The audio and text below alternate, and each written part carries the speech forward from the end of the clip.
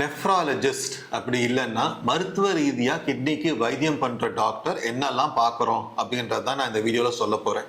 இருக்கிறதுலே காமன் முதல்ல urinary tract infection. So ஒன்றுக்கு இன்ஃபெக்ஷன் அப்படின்றது ஆண்களுக்கு கொஞ்சம் அன்காமனு.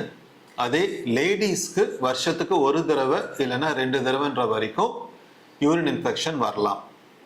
அதுக்கு மேலே வரக்கூடாது. குழந்தைங்களுக்கு யூரின் இன்ஃபெக்ஷன் வரக்கூடாது. குழந்தைங்களுக்கு யூரின் இன்ஃபெக்ஷன் வருது இல்லை ஒன்றுக்கு எரிச்சல் அடிக்கடி வருதுன்னா அப்போ டாக்டர் கிட்ட காட்டிக்கணும். இது இல்லாமல் திடீர்னு ஆகிற கிட்னி பாதிப்பு. அப்போ எந்தெந்த காரணத்தினால திடீர்னு கிட்னி பாதிப்பு வரலான்னு பார்த்தீங்கன்னா சிவியர் டீஹைட்ரேஷன், வாந்தி, டயரியா, தீக்காயம் இந்த மாதிரிலாம் ஆகும்போது உடம்புல தண்ணி அளவு ரொம்ப கம்மியாக போய் அது கிட்னியை பாதிக்கும்.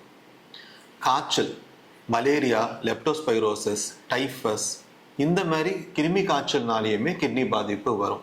இது இல்லாமல் பாம்பு கடியில் கிட்னி பாதிப்பு ஆகலாம். வலி மாத்திரைகள், கிட்னி கல், இன்ஃபெக்ஷனே கிட்னி வரைக்கும் பரவுதுன்னும் போது அப்போ திடீர்னு கிட்னி பாதிப்பு வரும்.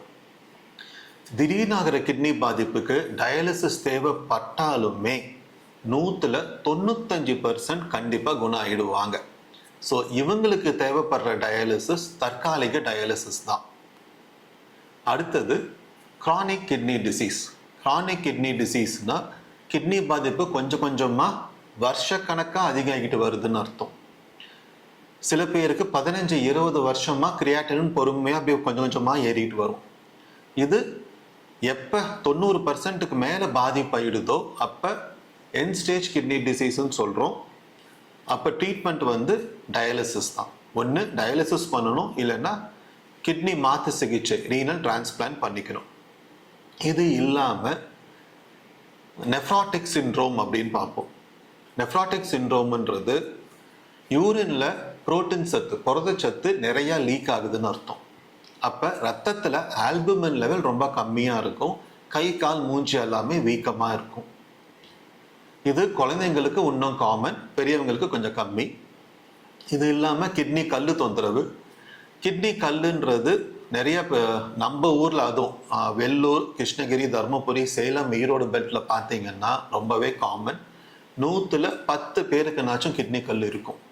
நிறையா பேருக்கு ஸ்கேன் பண்ணி பார்க்கும் போது தான் கல் இருக்கிறதே தெரியும், அறிகுறி எதுவும் இருக்காது.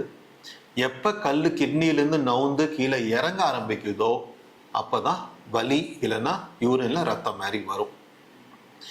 இது இல்லாமல் ப்ராஸ்டேட் தொந்தரவு அப்படின்றது ஆண்களுக்கு 50 வயசுக்கு மேலேன்னு பார்த்தீங்கன்னா ப்ராஸ்டேட் சதை, அந்த ஒன்றுக்கு போகிற பாதையில் ஒன்று இருக்குது.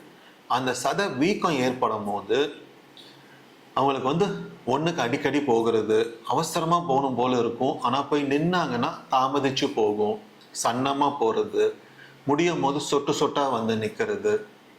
இதனால் நைட்டில் தூக்கமும் ஒழுங்காக வராது. காலையில் எந்திரிக்கும் போது ஒரு சோர்வையோடையே எந்திரிக்கிற மாதிரி இருக்கும். ஸோ இந்த மாதிரி தொந்தரவுகள் இருந்தால் அது ப்ராஸ்டேட்டுன்னு சொல்லுவோம். ஸோ கிட்னி பாதிப்புன்னா ஏதோ ஒரே ஒரு கண்டிஷன் கிடையாது. திடீர்னு ஆகிற கிட்னி பாதிப்பு, நிரந்தர கிட்னி பாதிப்பு, nephrotic syndrome, urinary infections, stone problem, prostate, இது எல்லாத்துக்கும் தான் மருத்துவ ரீதியாக வைத்தியம் பண்ணுவோம்.